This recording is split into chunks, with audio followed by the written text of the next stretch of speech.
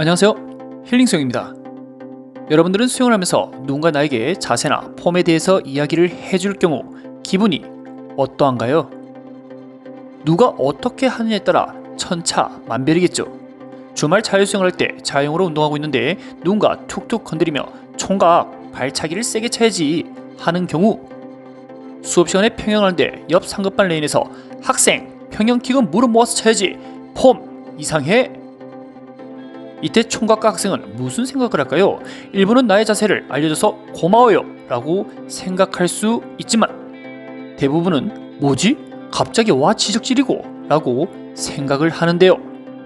말하는 사람 입장에서는 뭔가 도움을 제공하고 싶어 선의의 뜻으로 이야기 전달을 했지만 듣는 사람은 그게 아닌가 봅니다. 오늘은 수영장에서 어떤 사람들이 훈수를 하고 왜 훈수를 하는 것이 나쁜 행동인지 알아보겠습니다. 우선 훈수에 대한 뜻을 알아보겠습니다. 내기 장기니까 훈수 두지 마라. 이러쿵저러쿵 훈수를 거론다면 난 결코 유쾌한 기분이 아닐 거야. 훈수라는 내용이 분명 좋은 뜻은 아닙니다. 뭔가 참견하거나 상대방의 기분을 배려하지 않는 행동이라 보면 되겠는데요. 우선 수영장에서 훈수를 들을 때 어떤 부분에서 기분이 안 좋은지 알아보겠습니다. 첫째, 상대방의 처한 상황을 파악하라. 처한 상황이 파악이 안 되었다는 말이겠죠. 수영장에서 전혀 모르는 사람이 나에게 좋은 뜻으로 조언을 해줘도 훈수처럼 들리는 것은 어찌 보면 당연합니다. 내가 어깨가 안 좋아 어쩔 수 없이 재활 겸 팔을 살살 돌리는데 옆에서 팔 그렇게 돌리면 안 된다 라고 불러세워 이야기를 할 경우 나의 상황과 이 아픈 병명을 그 사람에게 이야기를 하는 것도 이거 어울리지가 않죠. 현대사에서요, 시간은 돈의 가치 이상으로 중요합니다. 수영을 마치고 빨리 나가야 되는데 중간에 사람 잡아놓고 이러쿵저러쿵 이야기하는 것이 사실 시간 낭비죠. 듣고 있는 사람은 저 사람이 무엇을 이야기하려고 하나? 아무리 생각을 해도 본인이 처한 상황과 이거 맞지 않는데 말입니다.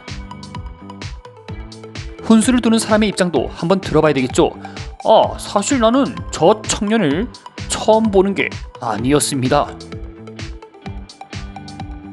열심히 수영하는 모습도 보기가 좋고 다만 팔만 조금 강하게 돌리면 수영을 더 잘할 것 같은데 좁은 수영장 안에서 서로 친해지면 좋잖아요.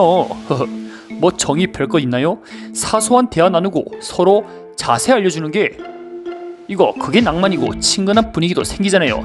라떼는 버스 대절하고 다같이 포항에 대게도 먹으러 갔어요.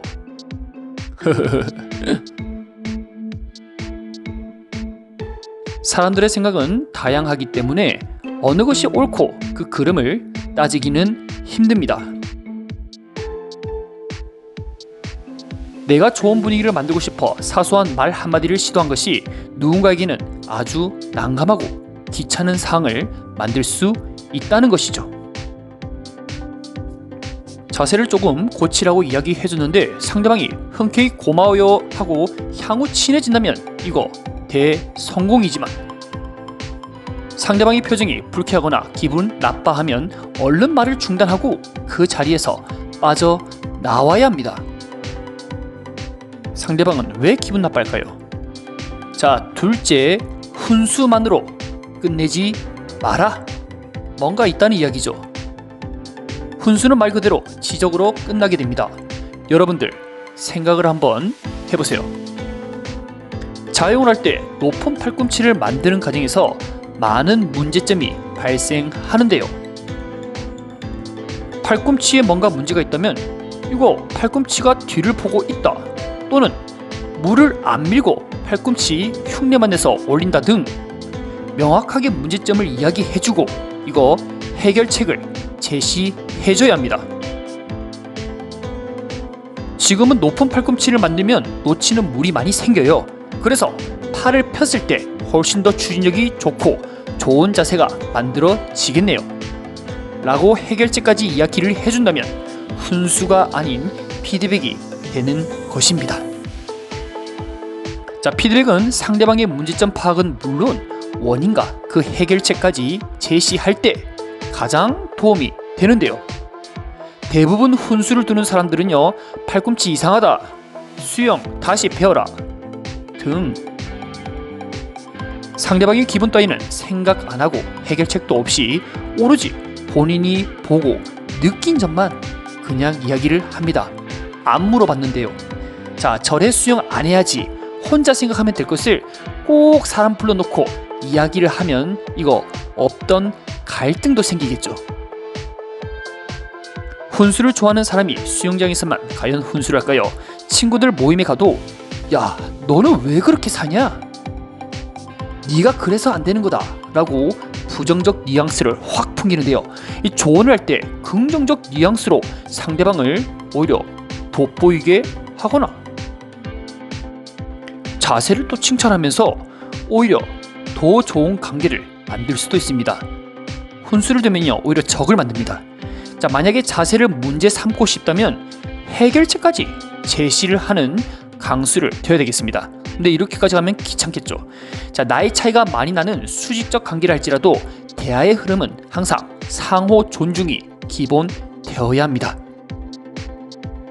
내가 나이가 많고 너보다 수영을 잘하니 앞으로 말 편안하게 하면서 훈수를 두겠다 라고 하는 순간 주변의 모든 사람들이 떠나기 시작하며 스스로 무덤을 파는 꼴이 됩니다. 상대의 배려 없는 조언과 해결책이 없는 피드백은 말 그대로 훈수가 되는 것입니다. 훈수를 너무 하고 싶어 입이 근질근질하다, 누군가에게 자세를 지적하고 싶다, 문제점은 물론 그 원인과 해결책까지 제시를 해줄 때 상대방이 원하는 피드백이 완성되는 겁니다. 셋째, 본인의 자존감을 올리기 위한 훈수 한마디.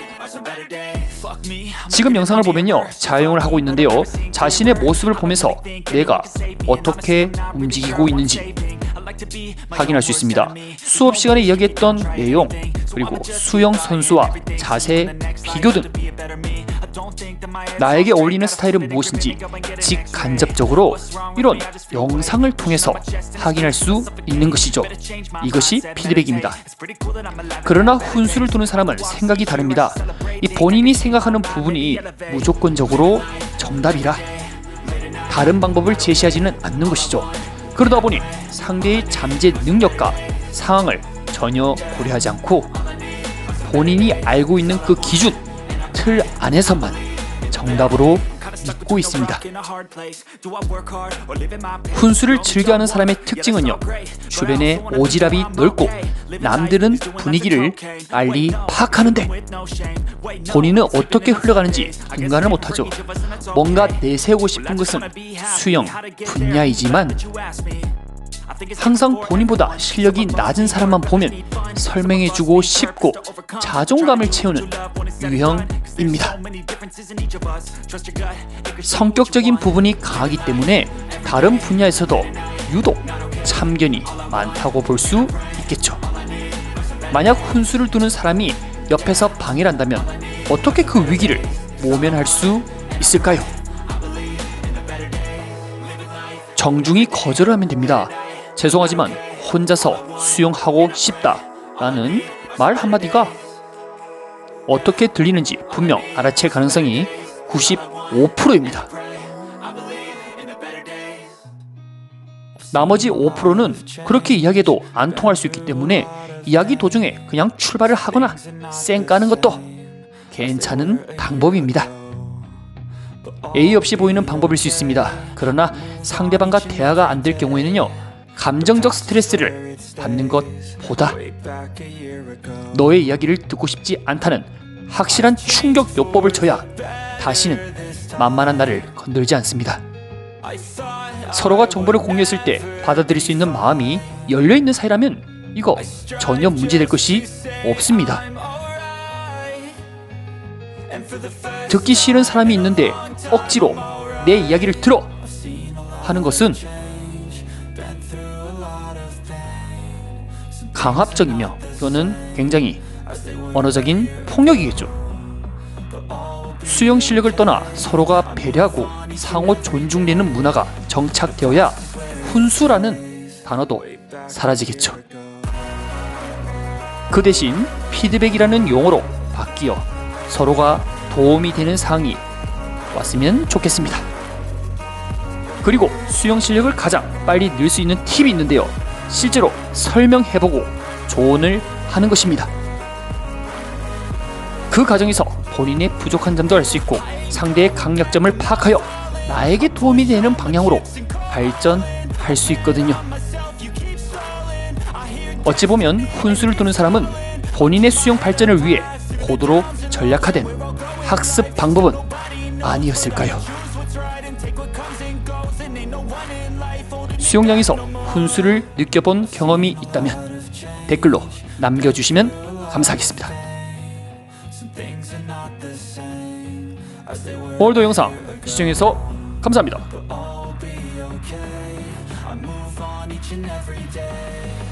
The past is where it stays, way back a year ago.